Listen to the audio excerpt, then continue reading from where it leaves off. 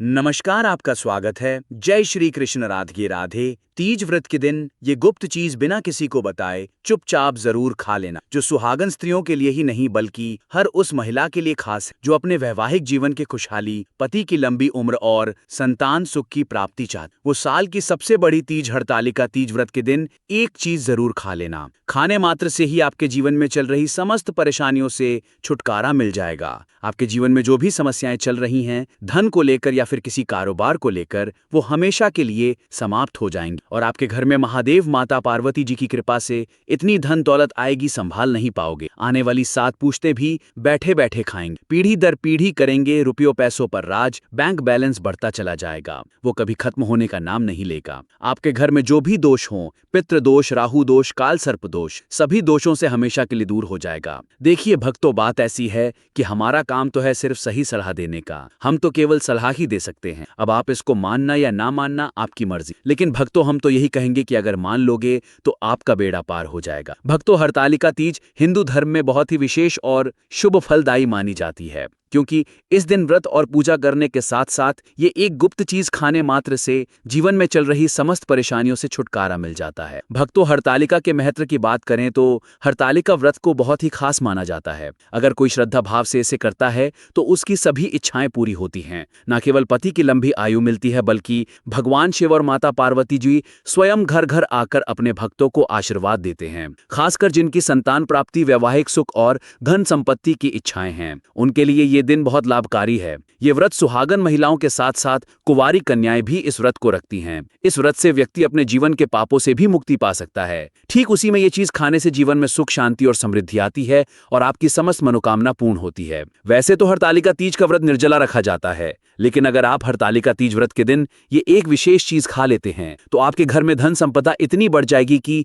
वो कभी समाप्त नहीं होगी। ये उपाय बहुत ही सरल और चमत्कारी है, जिसे अपने जीवन में जरूर लागू करना चाहिए। भक्तों, पूज्य गुरुजी ने अभी अभी अपनी शिव महापुराण की कथा में बताया कि आने वाली 26 अगस्त हरतालिका तीज में जिन लोगों के घर में खाइयां बनाई जाती हैं, ये 3 चीज उसके घर में पूरे साल होती है: धन दौलत की वर्षा। जी हाँ दोस्तों, ये इस बार हरतालिका तीज पूरे के पूरे 1440 वर्षों के बाद दुर्लभ संयोग में पड़ने जा रहा है। तो ऐसे में इस हरतालिका तीज का महत्व हिंदू धर्म के लोगों के लिए और भी बढ़ जाता है। और पूज्य गुरुजी ने कहा है कि हरतालिका तीज व्रत के दिन भले ही पूजा पाठ ध्यान करना ना करना, लेकिन ये एक गुप्त चीज जरूर खा लेना। भगवान भोलेनाथ और माता पार्वती जी के आशीर्वाद से आपके घर में इतना पैसा आएगा कि संभाल नहीं पाओगे। साथ ही दोस्तों, हम आपको इस वीडियो में यह भी बताएंगे कि चाहे कुछ भी हो जाए, लेकिन हरतालिका तीज व्रत में ऐसा खाना घर में भूल कर भी मत बनाना और ना ही उसे खाना। पूरा घर परिवार पर संकट आ सकता है। भोलेनाथ आपसे क्रोधित हो सकते हैं, आपको भोलेनाथ के क्रोध का सामना करना पड़ सकता है। साथ ही भक्तों, इस वीडियो में जानिए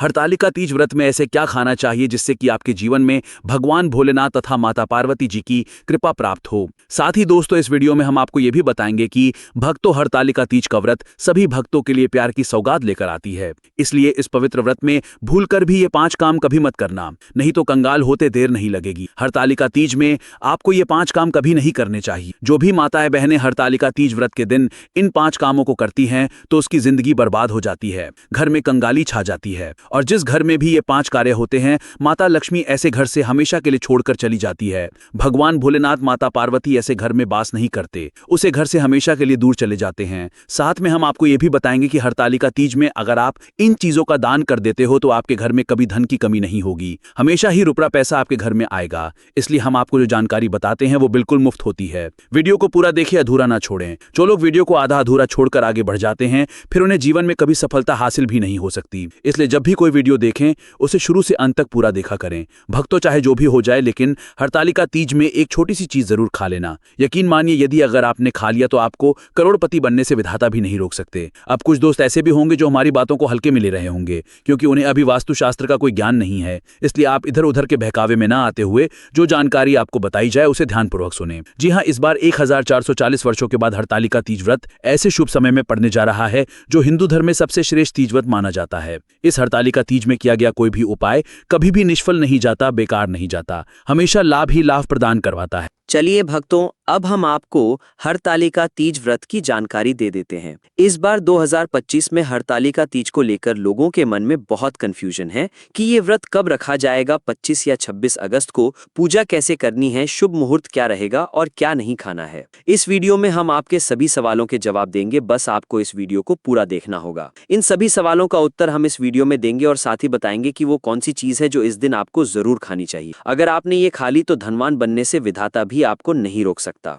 साथ ही भक्तों, हरतालिका तीज व्रत में भक्तों गाय को एक चीज जरूर ही खिलाना चाहिए। अगर आप हरतालिका तीज में के दिन मौका लगे तो गाय को ये एक चीज खिला देते हो तो माता लक्ष्मी जी की कृपा से आपके जीवन में धन आने के सभी रास्ते खुलते चले जाएंगे। भक्तों, हम आपको बारी बारी से सभी जानकारी बताते हुए चलेंगे और ये भी बताएंगे कि वो कौन सी चीज है जो हमें हरतालिका तीज में जरूर ही खा लेनी चाहिए। और भक्तों, साथ में हम आपको बताएंगे कि इस दिन एक चीज भूलकर भी नहीं खानी चाहिए। अगर आप ये चीज भूलकर भी खा लेते हो तो आपके घर में अनहोनी हो सकती है। तो ऐसा अनर्थ काम भूलकर भी हरतालिका तीज में मत करना और अनर्थ होने से पहले वीडियो को आप पूरा जरूर देख लेना। बहुत ही खास और ज्ञानवर्धक वीडियो है। तो चलिए भक्तों, जानते हैं हरतालिका तीज व्रत की सही डेट टाइम के बारे में। लेकिन दोस्तों, उससे पहले आपसे हाथ जोड़कर एक रिक्वेस्ट करते हैं कि अगर आप इस चैनल पर नए हैं तो चैनल को सब्सक्राइब करके वीडियो को एक लाइक जरूर करें। साथ ही आप अपनी राशि को कमेंट बॉक्स में जरूर डाल दें, क्योंकि हम राशि से जुड़ा भाग्य भी बताते हैं और भाग्य में चल रही परेशानियों को तत्काल दूर करने के लिए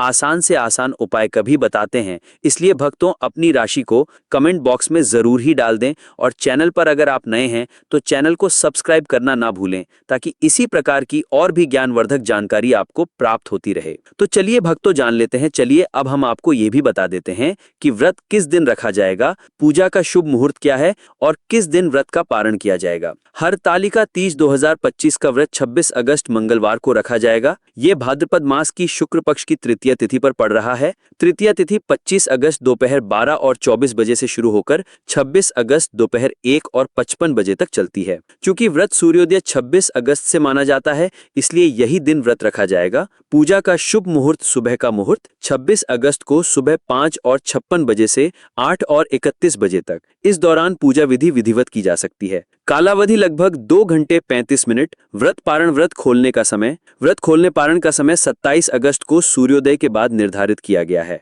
नायक काया शिव पार्वती दर्शन, व्रत की समाप्ति और पारण तारीख। भले ही आपने नायक काया शब्द से विशेष विदाई या समापन की तरफ इशारा किया हो, इसका आराध्य रूप से संबंध पारायण करने से ही होता है। इसलिए 27 अगस्त सुबह पारण के साथ ये चरण पूरा माना जाता है। 2025 हरितालिका तीज व्रत की पूजा विधि बहुत ही पवित्र और सरल है। आज सुबह जब मैं ऑफिस जाने के लिए तैयार हो रही थी तो हमेशा की तरह आरव को चूमने गई। वो चिंटू की गोद में बैठा हुआ था। जैसे ही मैंने उसे चूमने के लिए झुकाया, आरव ने अचानक अपनी गर्दन घुमाई और मेरे होंठ अनजाने में चिंटू के गाल पर जा लगे। ये एक अनपेक्षित अजीब सा पल था। मैं तुरंत पीछे हट गई। एक तीव्र झेम सी महसूस हुई, गालों पर गर्मी सी दौड़ गई। मैंने बड़ी जल्दी से चिंटू से माफी मांगी और बिना कुछ कहे ऑफिस के लिए निकल गई, लेकिन वो ऑकवर्डनेस पूरे दिन मेरे साथ रही। शाम को जब मैं घर लौटी तब भी वही अजीब सी बेचैनी महसूस हो रही थी। चिंटू से आंखें मिलाने में किसी तरह की झिझक हो रही थी। वो आरव को खाना खिला चुका था और उसे सुलाने की तैयारी कर रहा था। मैंने चुपचाप अपना बैग रखा और कुछ देर बाद खाने के लिए बैठ गई।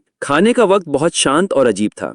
कोई बातचीत नहीं हुई, बस चम्मच कांटे की आवाजें हवा में गूंज रही थीं। खाना खत्म करके मैं सीधे अपने कमरे में आ गई। मुझे माइग्रेन की समस्या रही है और आज फिर सिर में एक तेज दर्द उठ खड़ा हुआ। मैंने अपनी दवाई निकाली और पानी के साथ खा ली, लेकिन दर्द कम होने का नाम नहीं ले रहा था। सिर दर्द इतना तेज था कि मैं बिस्तर पर बैठकर सिर ही पकड़े रही, आंखें बंद करके उम्मीद करने लगी कि कभी तो ये दर्द थमेगा। तभी धीरे से दरवाजा खुला और चिंटू अंदर आया। शायद उसने मेरी करहा सुन ली थी। उसने पूछा, मालकिन क्या हुआ, सिर दर्द कर रहा है क्या? मैंने हाँ में सिर हिला दिया। बिना कुछ कहे वो पलंग के पास आया और धीरे धीरे मेरे सिर की मालिश करने लगा। उसके हाथों में एक अजीब सी शक्ति थी, एक ऐसी नरमी जो दर्द को भगा रही थी। धीरे धीरे मेरा दर्द कम होने लगा और मैं एक गहरी शांत नींद में सो गई। उस रात बहुत अच्छी नींद आई। अगले दिन हमारे ऑफिस में ट्रेडिशनल डे का आयोजन था। मैंने एक गुजराती घाघरा और चोली पहनने का सोचा। घाघरा तो ठीक था, लेकिन चोली का पिछला हिस्सा जहां स्कर्ट का नॉट बंधता है वो मैं ठीक से नहीं बांध पा रही थी। मैंने चिंटू को आवाज लगाई। वो आया और मैंने उससे कहा कि वो पीछे का नॉट बांध दे।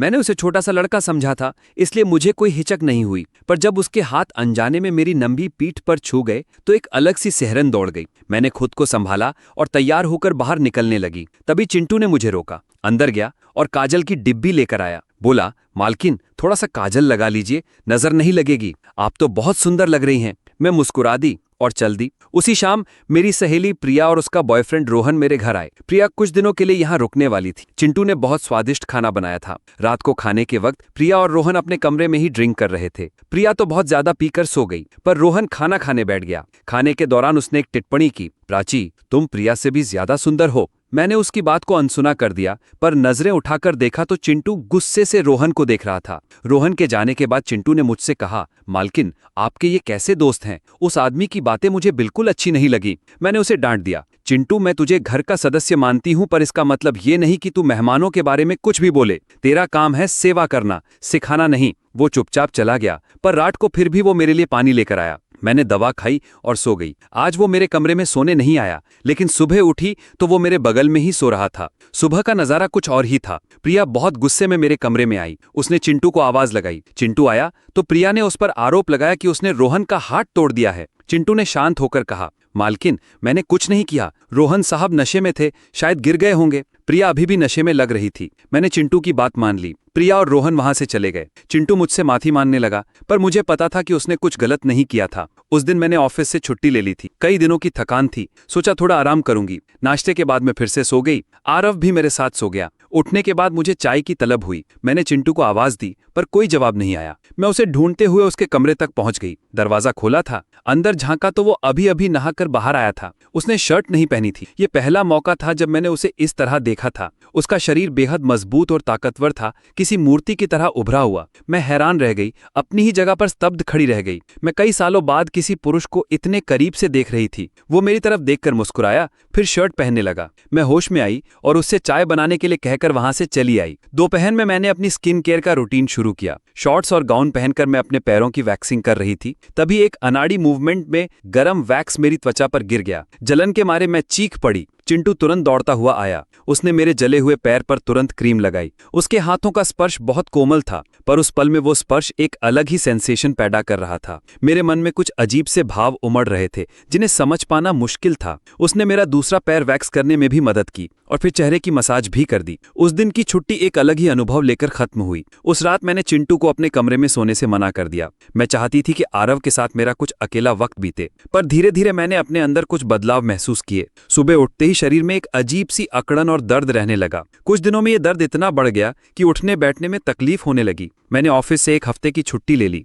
अब आरव ज्यादातर वक्त चिंटू के साथ ही रहता था। एक रात चिंटू पानी लेकर मेरे कमरे में आया। उसने मेरी तकलीफ देखी और पूछा, मालकिन अगर आपको आपत्ति ना हो तो मैं आपकी कमर की मालिश कर दूं? दर्द इतना ज्यादा था कि मैंने हाँ कर दी। मैंने बड़ी लाइट बंद कर दी और सिर्फ एक मंद बल्ब जला दिया ताकि वो ज्यादा कुछ न देख सके। उसकी मालिश से दर्द में तुरंत आराम मिला। मालिश करते हुए उसने अचानक पूछा, मालकिन क्या आपको आरव के पिता की याद आती है? आप इतनी सुंदर और जवान हैं, तो फिर अकेली क्यों हैं? मैं चुप रही। मेरे पास इस सवाल का कोई जवाब नहीं था। उसकी मालिश से मुझे नींद आ गई। कुछ दिन बाद वो तारीख आई जब मैंने अपने पुराने प्रेमी से मुलाकात की थी। उस दिन मैंने खुद को व्यस्त रखने की कोशिश की, पर रात को अकेले में मैं टूट गई। आरव के पास सोते हुए भी मैं जोर जोर से रोने लगी। चिंटू पानी लेकर आया। उसने मुझे पानी पिलाया, दवा दी। आरव के जागने के डर से वो मुझे अपने कमरे में ले गया। मैंने उसे जोर से गले लगा लिया। मैंने कहा, चिंटू आज की रात मैं तुम्हारे साथ बिताना चाहती हूँ। उसने कहा, मालकिन मैं छोटा हूँ, मुझे कुछ नहीं आता। पर मैंने उसे और पास खींच लिया। वो रात मैंने उसके कमरे में बिताई। सुबह उठी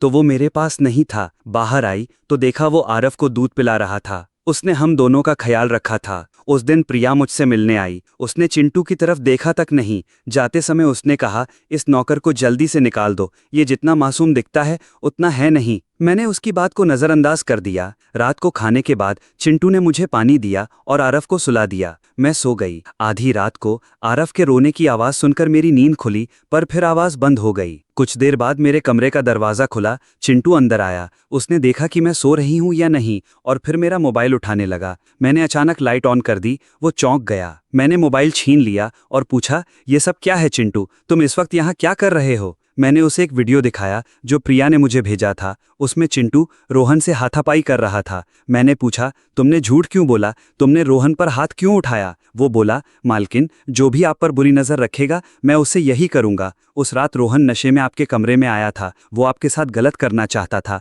इसलिए मैंने उस पर हाथ उठाया। मैंने फिर पूछा, और तुम मुझे नींद की दवा क्यों दे रहे थे? आज मैंने तुम्हें अपने पानी में दवा मिलाते देखा है। वो शांत होकर बोला, मालकिन, आप जैसा सोच रही हैं वैसा कुछ नहीं हुआ। कल रात मैंने आपके साथ कुछ गलत नहीं किया। मैंने आपको दवा दी ताकि आप सो जाएं। कुछ दिन पहले मैंने आपको फोन पर बात करते सुना। आप अपने उसी प्रेमी से मिलने वाली थीं। वो आपको धोखा दे रहा है। उसकी पत्नी को बच्चा नहीं हो सकता, इसलिए वो आपसे आरफ को छीनना चाहता है। उसने अपनी पत्नी को तलाक नहीं दिया है। मैं हैरान रह गई। मैंने पूछा, तुम्हें ये सब कैसे पता? तुम हो कौन चिंटू? वो बोला, आपके दादाजी ने मुझे आपकी तस्वीर दिखाई थी। मुझे आप पहली नज़र में पसंद आ गईं, पर उन्होंने कहा कि आप शादी के खिलाफ हैं, इसलिए हमने ये प्लान बनाया। मैं आपके दिल में जगह बनाने आया था, पर यहाँ आकर देखा कि बहुत से लोग आप पर बुरी नज़र रखते हैं, तो मैंने आपकी सुरक्षा करनी शुरू कर दी। चिंटू असल में 20 साल का नौकर नहीं, बल्कि 30 साल का एक स्थापित इंसान था, जिसे मेरे दादाजी ने भेजा था। उसने मेरे प्यार के लिए ये सब किया था। जो कुछ उसने मेरे प्रेमी के बारे में कहा था वो सच निकला। मैं एक बड़े धोखे से बच गई थी। आज मैं विक्रांत यानी चिंटू के साथ बहुत खुश हूँ। वो मुझसे और आरफ से बहुत प्यार करता है। मेरे दादाजी की बदौलत आज मेरा एक सुखी परिवार है। मुझे चिंटू जैसा ईमानदार और प्यार करने वाला पति मिला, ये मेरा सौभाग्य है। सच्चा प्यार किसी भी हाल में आपका साथ नहीं छोड़ता। रिश्ते निभाने वालों को किसी वजह की जरूरत नहीं होती और तोड़ने वालों के पास हमेशा एक